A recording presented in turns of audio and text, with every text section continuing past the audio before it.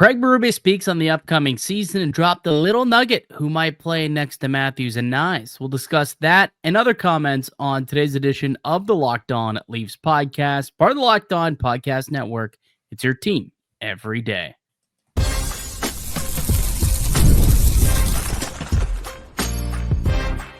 You're Locked On Maple Leafs, your daily podcast on the Toronto Maple Leafs. Part of the Locked On Podcast Network. Your team every day.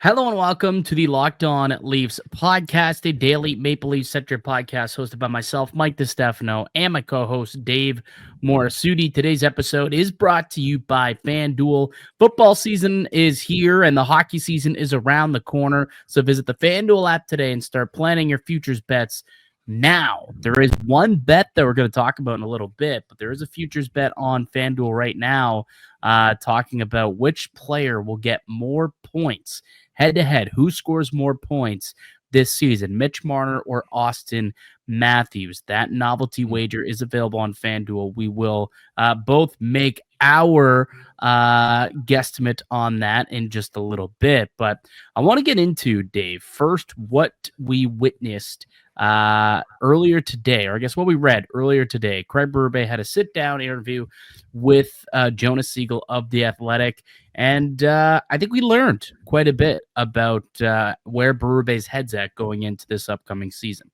Yeah, I felt like, we've seen Craig Berube not be very extensive with his answers on certain things. Felt like, pretty direct, some decent questions asked by Jonas Siegel in this interview. We've come to know that Craig Berube usually doesn't like to reveal a lot. Now, he could be saying a lot of stuff now and completely change his mind. We have seen coaches do that before.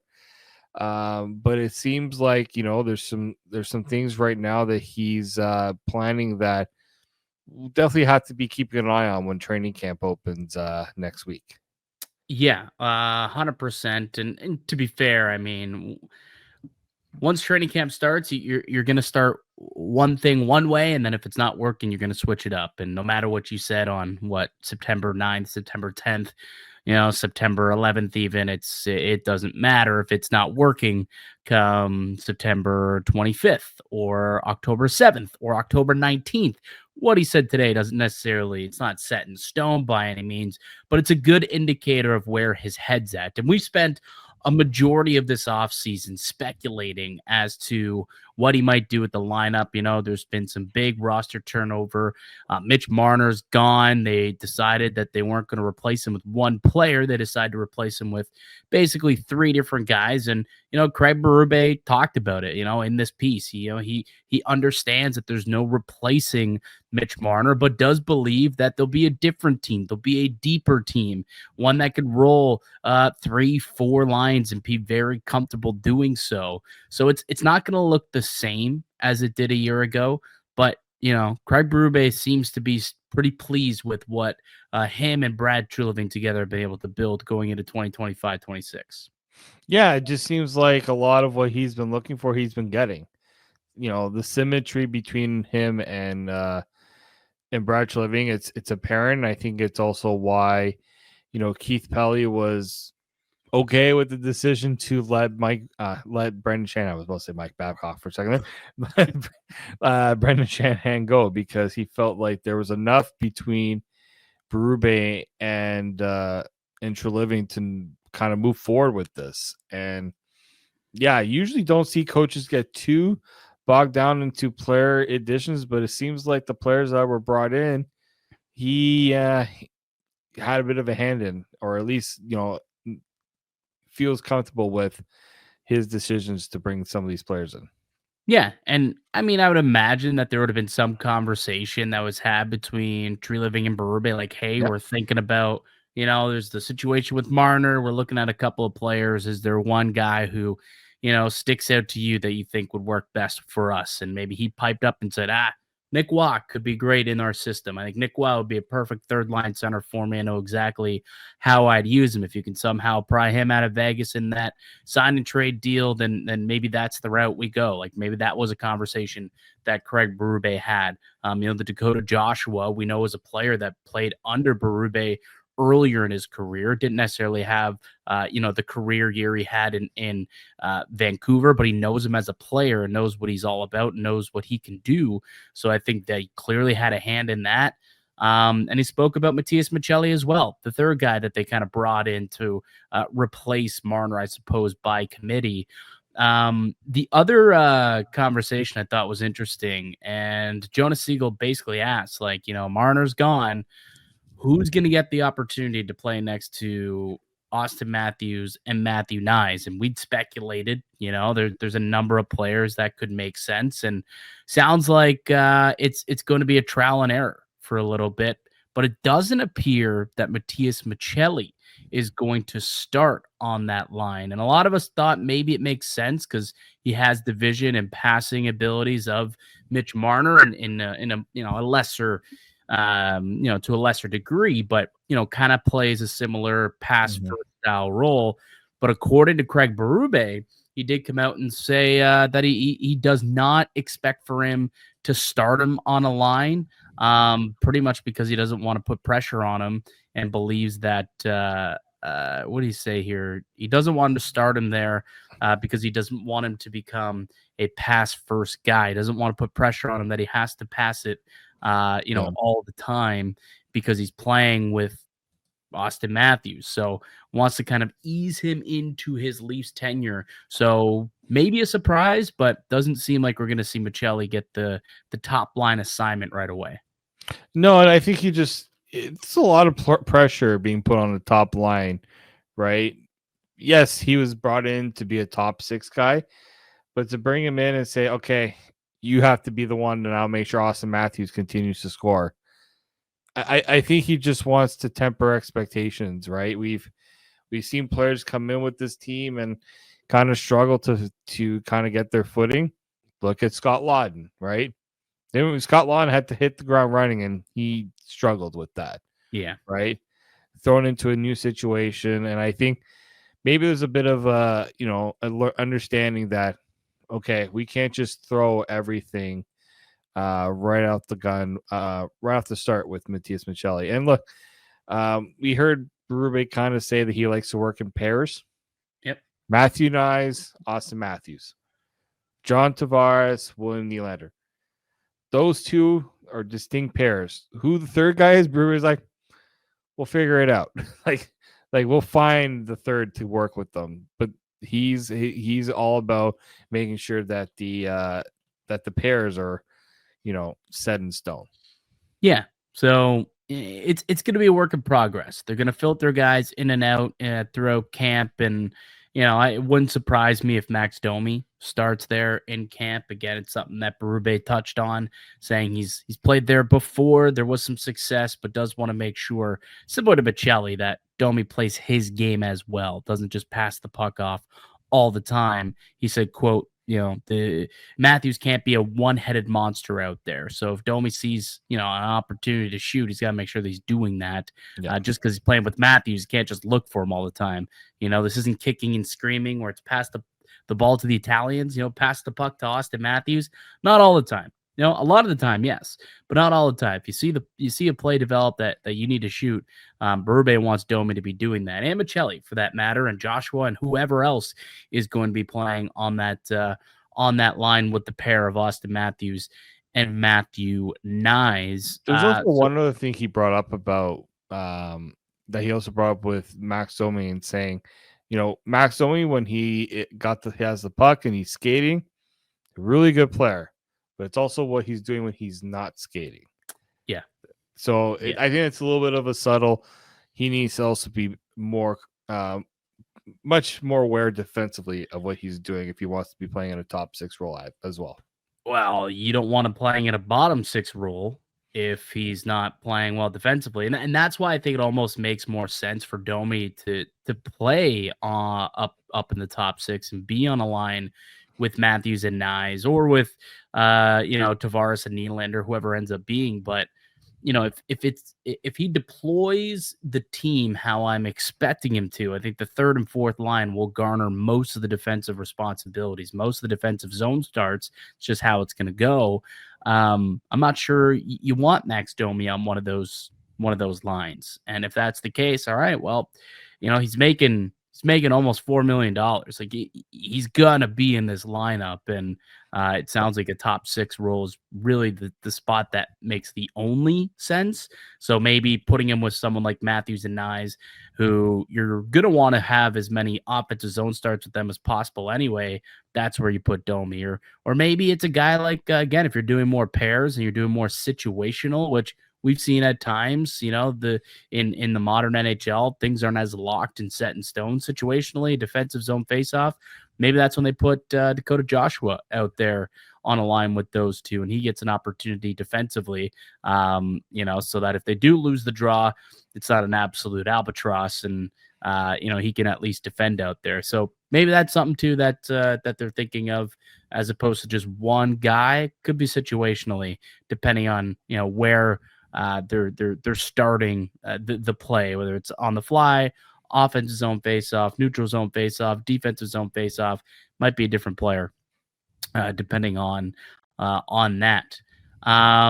All right, let's come back and maybe take a stab at what these lines could potentially look like for Craig Berube here. And I also want to ask this question: is there more pressure on Auston Matthews to perform this year without Marner, or for Marner to perform this year without Matthews?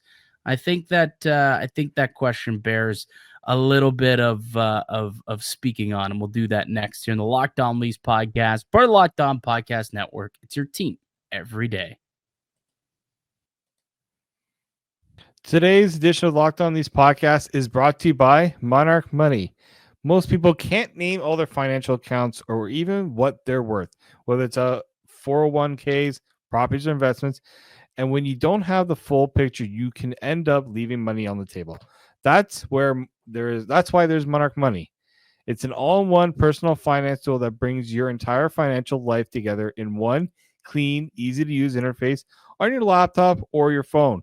Monarch is built for people with busy lives. If you put you off organizing your finances, Monarch is for you. Monarch does all the heavy lifting. You can link all your accounts in minutes, see clear data visuals, get smart categorization of your spending, and finally feel in control of your money without ever touching a spreadsheet.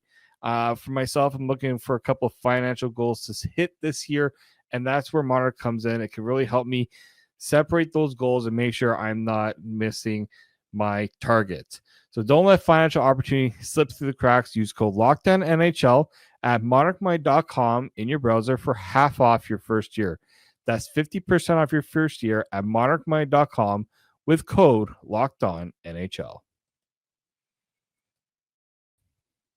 The Locked On Leafs podcast continues. Mike DiStefano, Dave Morassutti with you, as we are each and every day, Monday through Friday, with new episodes coming out every day of the week. You can find them free and available wherever you get your podcasts, and also find us on YouTube as well. Subscribe and get that daily dose of Maple Leafs content directly to you. If you had to guess, right, you're writing out the lineup on a napkin right now. What do you think it looks like heading into camp? Day one of camp, line rushes come out. What do you think the tweets are going to look like from the regular crew of reporters who are down there? I mean, I'm going to just based off what I saw today with Berube's comments, I'm going to go with Matthews, Knies, and Domi to start off on the top line. Maccelli with Tavares and Nylander. I think it's almost a lock that Dakota Joshua and Nicolas Roy are going to be on the third line.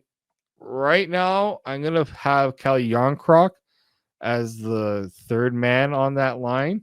Okay. Just for the defensive situations. And then I think it's going to be Scott Lund, Steven Lorentz, and then let's throw Nicky Bobby on that fourth line, which, I mean, it's not the ideal fourth line, but that's kind of how I kind of see things right now.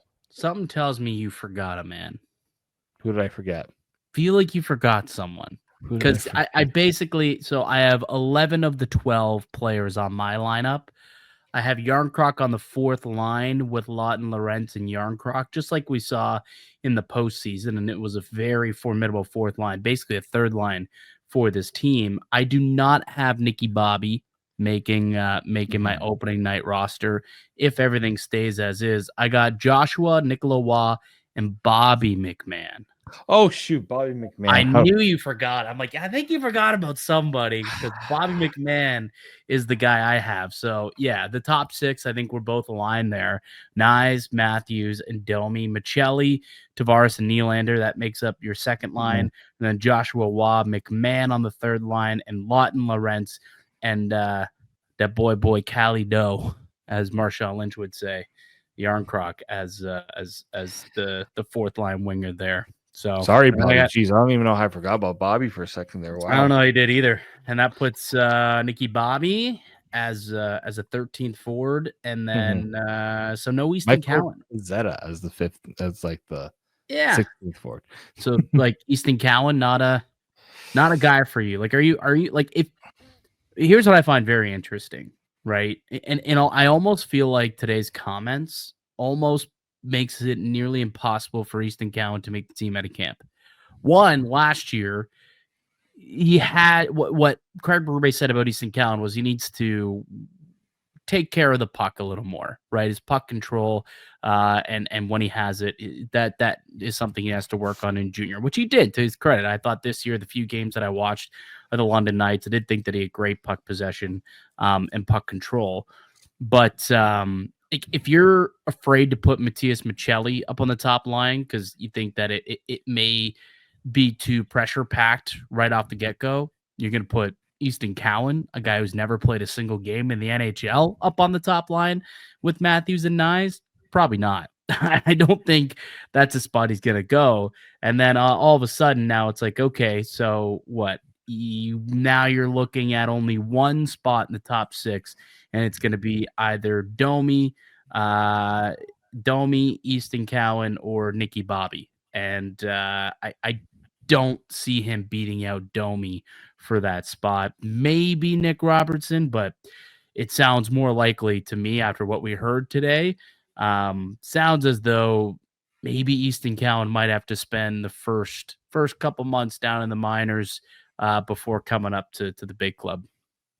Yeah, and I think it makes the most sense just to have him in a environment where he can kind of work and develop and not have the pressure of the Toronto media, talking about him each and every night when he isn't or in the lineup, right? Because if he's on the Leafs to start the season, we're probably going to see him spend some time in the press box. And I don't like the idea of that. It would make no sense, right? He needs to play. He needs the minutes. He does. He's far more effective, and it'll be far better for his development playing top 6 minutes in the American Hockey League for the Marlies than it would be playing fourth line minutes or press box body for the Maple Leafs. Just flat out would be way better for his development. To be a nightly contributor in the American League than an afterthought in the National League. Yeah, I think it's never a bad thing for your top prospects to spend some time in the AHL, right? Mm-hmm.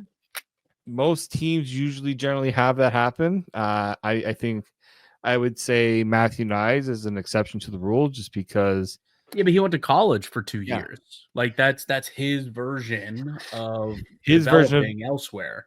Not only that, he's also built like a tank. Easton Cowan, unfortunately, is not built that way. Yeah, he's also 6'3", 220 pounds. Yeah. Easton Cowan's like 5'10", 5'11", $180. Different situation. Like I know a lot of people, and somebody brought this up to me, would hope that Easton Cowan could take a similar path to like what a Wyatt Johnston did, where he had a really good junior career and he was able to translate that to the NHL right away. Well, you know what?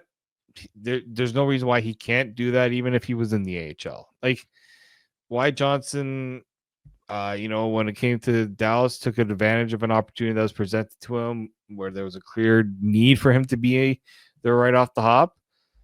I'm okay if Easton Cowan doesn't have, if he has to take a bit of a different path. And I know there's a lot of people that are still bullish on what he can be as an NHL prospect. Well, he's not a finished product, and that's fine, because he's going to have a lot. They're trying to do this the right way with him, and I think the important thing to take from what Berube had to say is they're okay being patient with Easton Cowan. I think the rest of the fan base is going to have to show some patience with him as well. Yeah, 100%. So don't be alarmed if, the Maple Leafs break camp and Easton Cowan is not part of the 23-man roster when they kick things off and play the Montreal Canadiens on night 1 or game 1 of the NHL season on night 2 of the NHL season. But we'll see. I mean, I hope I'm wrong. I'll say that, because the ceiling of Easton Cowan is far higher than it is of Max Domi. So if he could come and beat out Domi and earn a top 6 or top line role at the club, I think that's best case scenario for the Maple Leafs. Yep. I just think it's less likely that it happens right away. I think that he will need a little bit of seasoning before being given a role like that. All right, more pressure on Matthews or more pressure on Marner heading into the upcoming season? We'll have that discussion next here in the Locked On Leafs podcast, part of the Locked On Podcast Network. It's your team every day. Today's episode is brought to you by FanDuel. The NFL season is here, and FanDuel is making sure you're ready for kickoff with a can't-miss offer right now. New customers can bet just $5. If your bet wins, you'll get $300 in bonus bets to use across the app. I love using FanDuel because it fits however you like to bet, whether it's on player props, building a same-game parlay, or even jumping in on some live bets as well. It makes every game more exciting, whether you're watching your favorite team or keeping an eye on your fantasy lineup. It's quick, it's easy, and it's the best way to add a little bit more energy to those Sundays. So are you ready to play? Download the FanDuel app now by visiting FanDuel.com to get started. That's FanDuel.com to place your first $5 bet.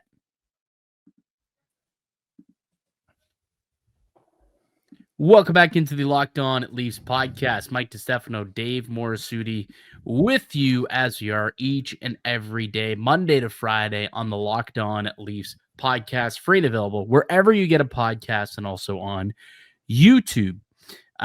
Season's coming up pretty soon, man. We're a week away from the start of training camp. I was actually at I was out at the bar on King Street West over the weekend. A couple people came up to me, couple listeners saying that they're loyal listeners, love Locked On, and they're like, come October, we're back. Can't wait for those daily listens come October. And I'm like, guys, we're year round. We're a year round podcast. You don't gotta wait till October to come back, but sounds like people are getting set and getting ready for the upcoming season. It's not too far away here, Dave. So Auston Matthews and Mitch Marner, they've been tied at the hip since they came into the league 9 years ago together, both as rookies, and have both had great careers, point-wise, production-wise. They've both been fantastic. The team, not as much success, obviously. But it's very interesting when you look at them going into this season. Obviously, Marner departs, and now they'll have to perform away from each other, without each other. And I guess the question that I have for you is, Dave, is there more pressure on Matthews to perform without Mitch Marner, or Mitch Marner to perform without Auston Matthews this season? I think just by looking at the markets, the pressure is probably going to be higher on Auston Matthews, because he as the captain is going to have to answer those questions. How are you guys going to perform without Mitch? What do you expect to be different without? Like, there's going to be a lot of that for him. He's going to have to answer a lot of questions about not having Marner around anymore. Like, when Marner gets to Vegas, this is going to be more about how he will really impact the Vegas lineup, how they really don't have a player like him in Vegas. And so I think Mitch, I think we see that he's already like handled the move to Vegas pretty good, because they've really embraced him in the way that he's felt he's needed to be embraced by that team. So I think there's definitely going to be more pressure on Matthews, just because he's got to deal with the fact that they once came up short in the playoffs. He doesn't have Marner anymore, and he's going to have to show that he as the captain is going to be able to step up and and lead the charge. Yeah, it's really interesting. I think if there's pressure on both players, obviously, but for different reasons. I think there's more pressure on Matthews, I guess, from what you're talking about, a perspective of like, can he be as impactful as a player if he doesn't have a superstar winger getting him the puck, right? And it's both in the regular season, it's in the playoffs, it's at 5-on-5, it's at on the power play. Like in all situations, Matthews and Marner were tied at the hip. So can he still have the level of production that's needed to allow this team to win a division and keep their hopes alive to win a Stanley Cup? That remains to be seen.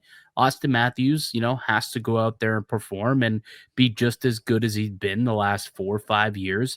If he can do that and do it without Mitch Marner, then obviously mission accomplished. Then that clearly means that Auston Matthews can get it done without Mitch. But that question is very much looming in the background. And we've talked about it ad nauseum throughout the summer, how a lot of experts are predicting a bit of a drop off from Auston Matthews. FanDuel had his points total sub 90 points this year. So there's a large, number of people who are expecting Matthews to take a bit of a step back without Mitch Marner.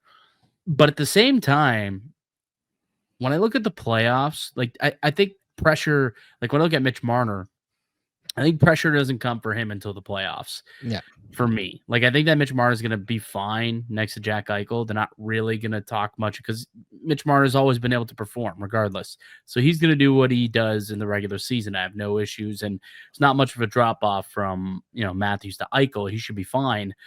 But what does he do in the playoffs? That's where I think the pressure comes from him. It's completely playoff dependent, and whether or not he'll be able to perform, because that's always been the knock on Marner, especially those games 4 through 7.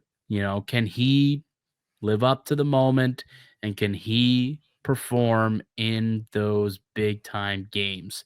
Because if he doesn't, I think that people are going to start. It's like, okay, it didn't happen in Toronto, and now you've gone over to Vegas, and you're still laying goose eggs in game 7s and 6s and 5s.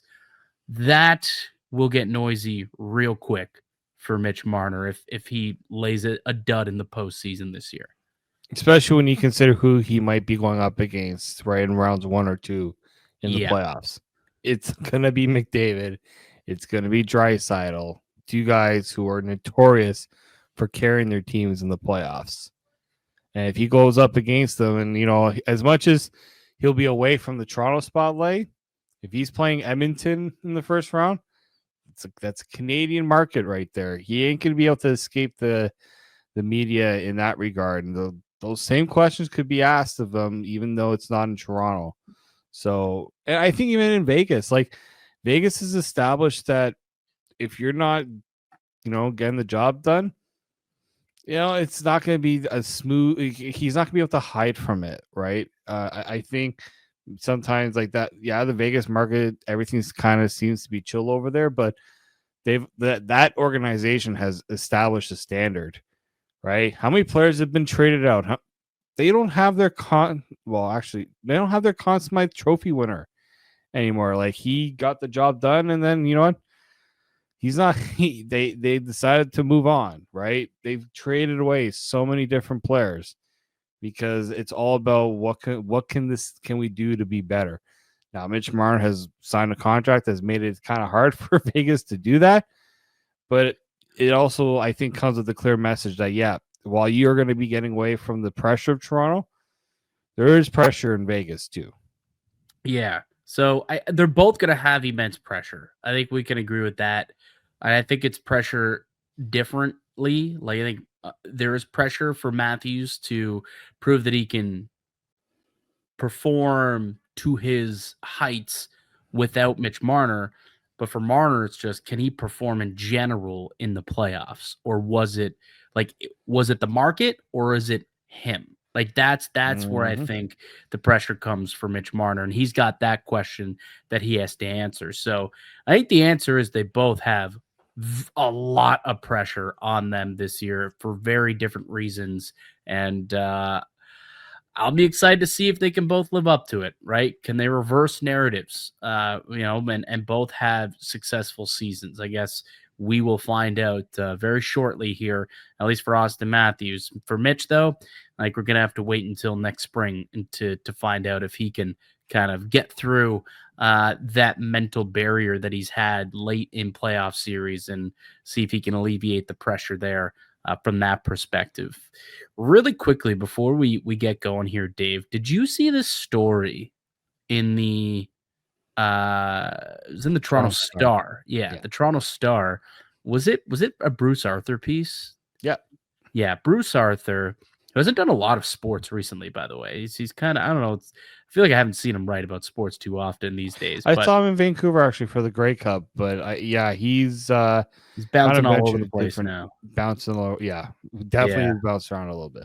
Yeah, but he broke a massive story here. And this is kind of coming off the heels of Kawhi Leonard, who obviously, if you're a Toronto sports fan, you know Kawhi Leonard, one brilliant season with the Toronto Raptors. They won the championship. He was the best player on the team and arguably the best player in the NBA that year and helped them win. And if, again, you follow the Toronto sports scene, you will know that Kawhi Leonard has been in the news cycle recently because it was found that he apparently was involved with some company that went bankrupt that owed Kawhi Leonard $28 million. And this company was owned or had an association with Steve Ballmer, who was the owner of the Clippers. And it's believed to be that there was some extra money off the books being given to Kawhi Leonard outside to do work without NBA. showing up. To do work. Well, this was to do whatever. It was plant seeding money or something like that for planting some trees. Yeah, planting trees. Yeah. Anyways, they found a way to give him an extra $30 million off the books above the max salary so that they could lure Kawhi into LA as opposed to stick in Toronto.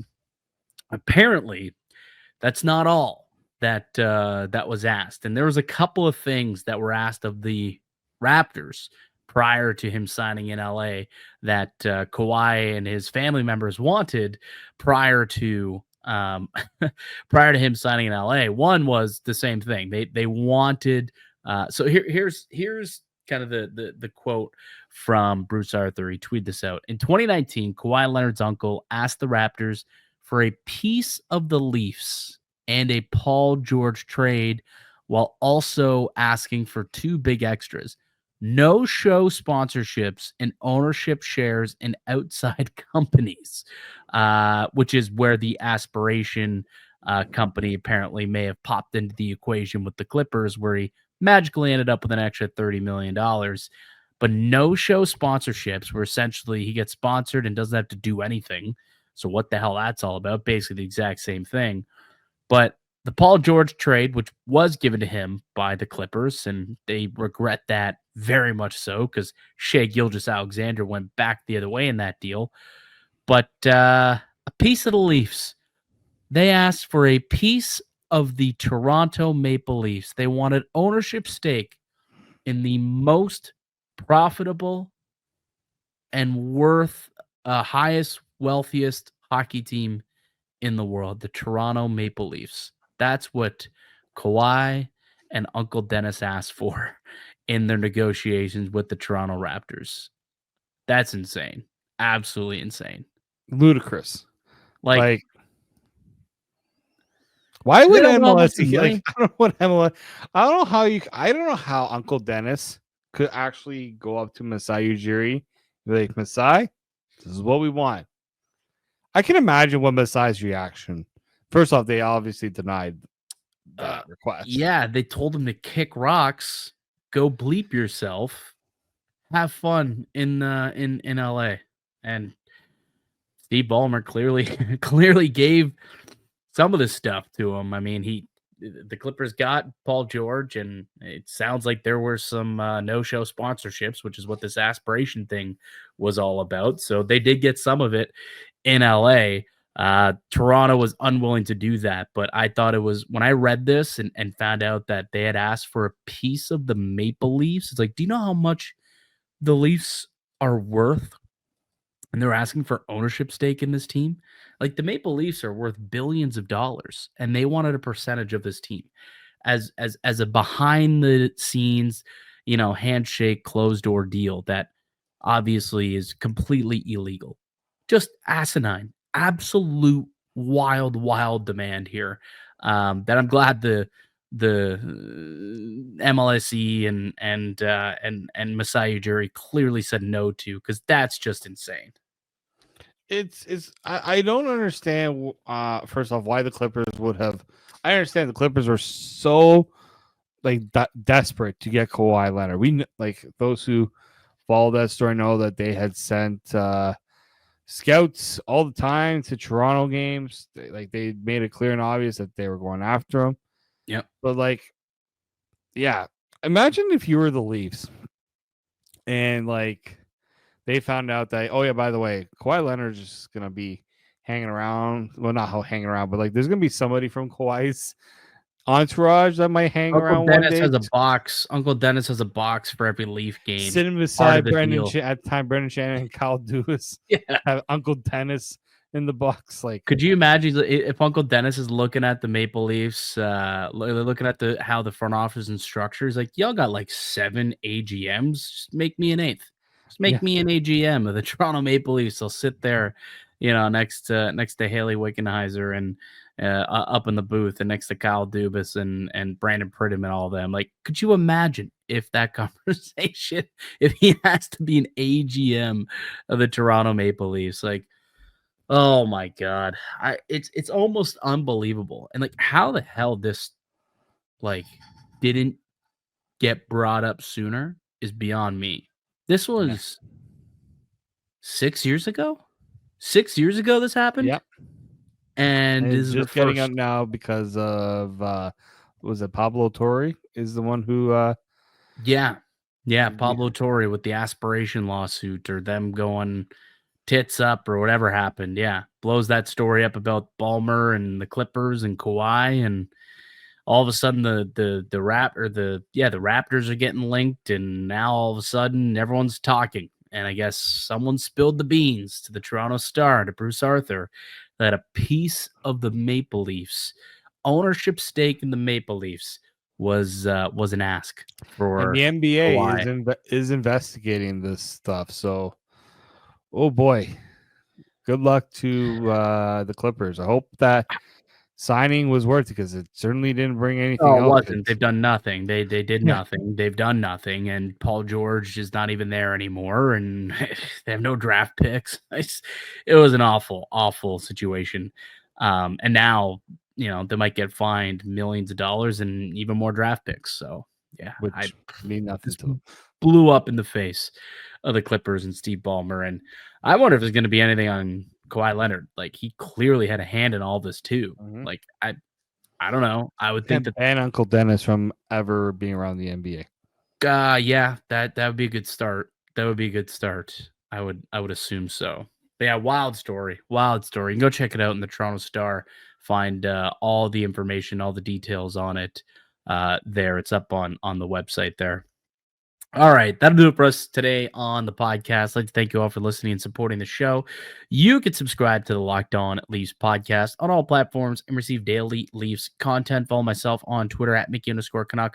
Follow Dave at D_Morassutti, and follow the show as well at Locked On Leafs. We'll be back with another episode for you guys tomorrow. Again, we are back to 5 shows a week, Monday through Friday. So be sure to check back in tomorrow, wherever you get your podcast or on YouTube. Until then, keep it locked right here on Locked On Leafs.